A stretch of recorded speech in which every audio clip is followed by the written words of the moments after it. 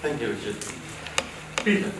I agree with a lot of the points that have been made. I don't think we can police our way out of the problem. If you talk to young people, police are not part of the solution. Police deal with crimes once they've happened. They're not part of prevention. I think we need to keep on that community focus. The key thing for me in terms of all of this, none of us, no disrespect to the panel, I'm young. We're not the people to provide the answers in terms of what the solutions are, and actually that a lot of peer-to-peer work is some of the best ways of dealing with this. And actually showing the respect to young people to actually talk to them and listen to them about what their concerns are and what they think might be ways of solving the problems and reducing that fear and breaking that cycle of violence and actually working on that. Completely agree with Richard. We need the funding for youth services so that support is there to support those people in doing that. And working with the solutions, I agree, looking at their examples from across the UK as well as from across Europe and the United States of what's worked there and talking to people about whether that would work in Croydon, because it may and it may not. But actually that first process of talking, showing them the respect that they deserve in terms of solving their own problems, supporting them in doing it, and giving them other options, which comes back to a lot of the other things we're talking about in terms of improving Croydon as a town to live, to work, to be that community cohesion, so that people are focused on the positives in Croydon, but we're not just focused on the negatives. Thank you. Gentlemen, your question, please. Yeah, I'm not from the school. I did go to school in Croydon, in Groom. I remember the high street when you used to have buses go through, you could go to Wimpy and get a 99p meal.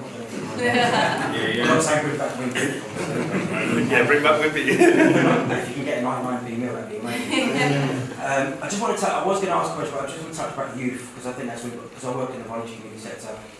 I think there is this push on getting new youth service. That potentially is going to add extra cost onto the council. Let's not forget the vibrant community sector we've got out there, which is rich and higher place, like already delivering youth vision. So really it's about maybe enhancing and investing into them, because every pound you invest into those youth providers, you're going to get at least £5 return because of all the other funding that they generate. So I think let's look at them further before thinking about creating completely new youth. So that's Your question, sir. Yeah, sorry. The question was very specific. Nestlé, the building. I know you touched on it, an entertainment space, which I think is great because they can pull people into it. But do you foresee in the next 4 years, almost like we're going to be at a point where we say something's happening at the Nestlé? I mean, obviously Westwood, but that whole area.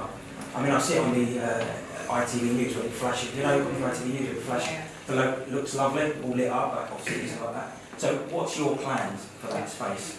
And will it be ready to go in the next 4 years? I'll start with Peter this time. Thank you for your question, sir. I mean, this is a prime example of just the council sitting back and leaving it up to developers to do exactly what they want.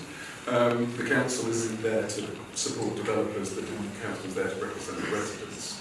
And we need much tighter control in terms of the local plan and in planning regulations so that we actually get stuff done that we as residents want done. That particular example is more complicated because it's a Chinese company and it's what the Chinese government did, but that's why we need to be working. Croydon on its own, because it doesn't have the money, isn't in a position to be able to buy up that property. We need to be working with the Mayor of London in terms of what's happening in the London plan at a national level as well. To be looking at, because Nestlé is an example of the town, the Selsdon garage down ever since I moved to Selsdon 20 years ago, that's been derelict and sat there because it's a land bank, one company after another just using it to sit there and not actually do anything with it. And that's why we need to tighten up the planning regulations to stop that land banking and not just worshipping at the feet of developers. The current Labour government stripping, we have very few controls as it were, they're trying to rip those out even more to let developers do what they want. That's completely the wrong direction. We need to actually give more democratic control and bring control over what happens in the area back to local people. So we're deciding what we need and then putting out the restrictions so we get it built.